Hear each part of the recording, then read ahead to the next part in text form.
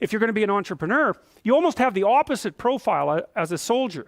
You're very high in openness and you're lower in conscientiousness, or at least conscientiousness is irrelevant. And the reason for that seems to be that, like, if you're an orderly person and you like to follow procedures and rules, it's kind of hard for you to start a company, because when you first start a company or engage in any other creative process, because entrepreneurs turn out to be the same as artists, you kind of have to, you're not operating within a rule-governed structure. In fact, there may be many times where you have to break a small rule to move properly at a higher level of analysis. There's no algorithmic way of generating a new company, right? Obviously. And so it's people who are very high in openness who happen to be good entrepreneurs. And so this is something I thought was extraordinarily cool, because we'd also already known what predicts managerial, administrative, and academic ability. And IQ is crucial for any complex job, so we'll just leave that behind. But what predicts academic ability, for example, at the University of Toronto, is intelligence, obviously, but also conscientiousness. The correlation between creativity and grades at the U of T is zero. Right. But it's not surprising. The thing is, you know, it's easy to be cynical about that, but one of the things you have to understand about creative people is that they continually step outside of the domain of evaluation structures.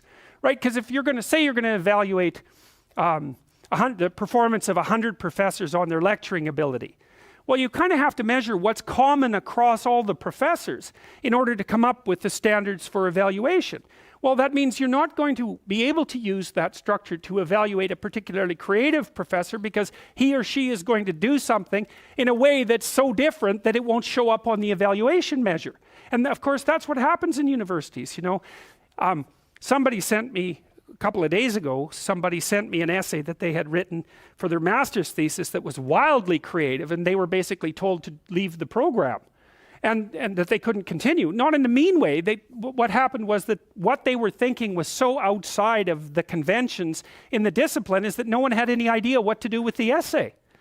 So then that's really the lot of creative people, right? They're always stepping outside of evaluation structures. And so it's not that surprising that the relationship between creativity and grades at the U of T is zero. We found out as well, by looking at graduate student performance across multiple institutions, that there was a negative correlation between creativity and graduate school performance. It wasn't even zero, it was worse than negative. Being creative was negative.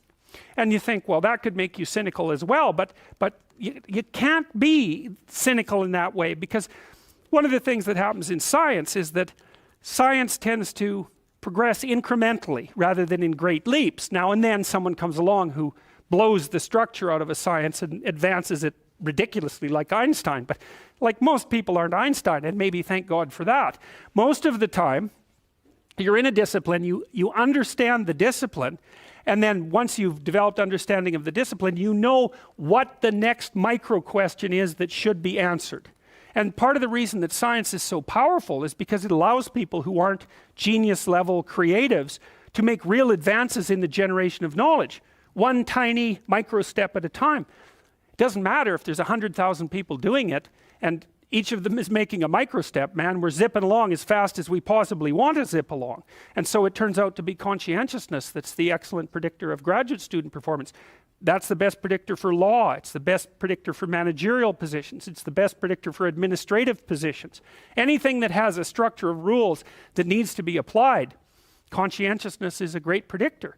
So, but it's not good for predicting artistic ability or entrepreneurial ability. And that's also really important, because one of the things, this is partly why bureaucracies stultify, right? Because what happens is as they develop, they get chock full of conscientious people, with a few psychopaths thrown in there just for good measure. They get chock full of conscientious people busily zooming efficiently down a single track, and then all of a sudden the landscape shifts and they're going very, very efficiently in exactly the wrong direction, and then the whole bloody thing falls apart. So you need to have some creative wingnuts in your organization to come up with completely absurd ideas that might just on the off chance be true.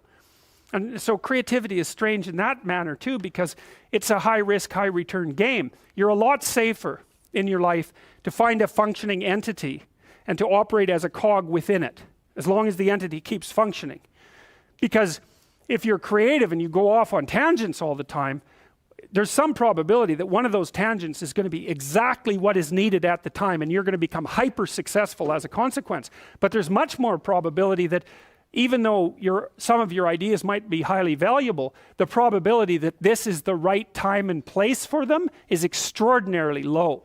So to produce a successful creative product, for example, in the marketplace, you need a ridiculous combination of creativity so that you keep generating ideas, and then a network around you of people who have skills that you don't, and then the production of a product, let's say, whatever that happens to be, that's actually in demand by the marketplace at exactly that moment, and that someone else hasn't already done better.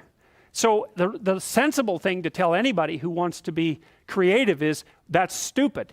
You shouldn't do it. It's your probability of success is so low that it's better just to do something sensible. But the problem with that is that creative people can't do that because they're creative. And if they shut down their creativity, it's like an extrovert who's gone to live in an isolated cell.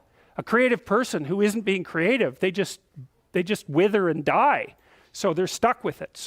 But it is a high risk, high return strategy.